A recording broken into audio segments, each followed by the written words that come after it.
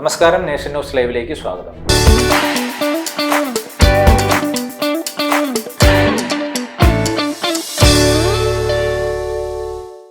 ഇന്ന് വാനിലയുടെ വിശേഷങ്ങളെക്കുറിച്ച് നമുക്കറിയാം. Vanilla, ice cream, cake എന്നിവ കഴിക്കാത്ത ആളുകൾ ഉണ്ടാവില്ല. ചോക്ലേറ്റിനേക്കാൾ വാനിലയോട് ഇഷ്ടമുള്ള ഒരുപാട് ആളുകൾ ഈ ലോകത്തുണ്ട്. കുങ്കുമപ്പൂ കഴിഞ്ഞാൽ വിലയേറിയ സുഗന്ധവ്യഞ്ജന വസ്തുവാണ് വാനില. എന്നാൽ വാനില ഒരു കാട്ടുചെടിയാണെന്നും അത് ഏറെക്കാലം ആരും അറിയാതെ കാട്ടിൽ വളർന്ന ഒരു ചെടിയാണെന്നും അറിയാത്തവരാകും പലരും. മെക്സിക്കോ ആണ് വാനിലയുടെ ജന്മദേശം. അവിടുത്തെ ഗോത്രവർഗ്ഗക്കാർ ആണ് ഇത് ആദ്യമായി ഉപയോഗിച്ചത്. അവരുടെ ദൈവം അവർക്ക് ദാനമായി നൽകിയതാണെന്നും അതിനാൽ പൊന്നുപോലെ നോക്കണം എന്നതായിരുന്നു അവരുടെ ഇടയിലുള്ള വിശ്വാസം. അവരുടെ സാംസ്കാരിക പരിപാടികളിൽ വലിയ സ്ഥാനം നൽകിയ വാനില അവർ പാനീയത്തിൽ സുഗന്ധം നൽകുവാനായി ഉപയോഗിച്ചു.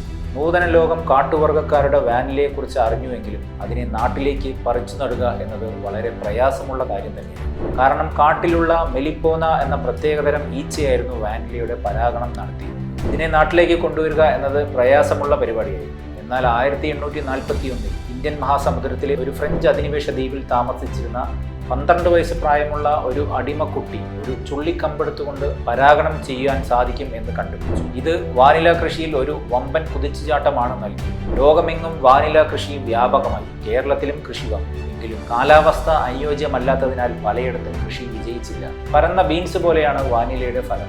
മൂപ്പായ കായ്കൾ അറുത്ത് വെള്ളത്തിൽ കഴുകി വെയിലിൽ ഉണക്കിയെടുക്കും. 7-ാം ദിവസം മുതൽ മണം വന്നു തുടങ്ങും. അതിനുശേഷം തുണിയിൽ പൊതിഞ്ഞ് സൂക്ഷിക്കും. വാനിലിൻ എന്ന പദാർത്ഥമാണ് വാനിലയുടെ സുഗന്ധത്തിന് കാരണം.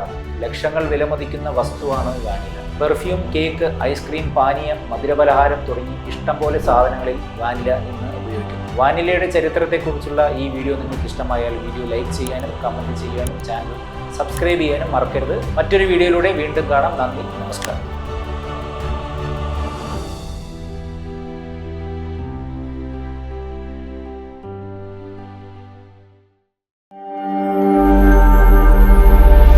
നാഷൻ ന്യൂസ് ലൈവ്, സത്യം, ചരിത്രം, വർത്തമാനം.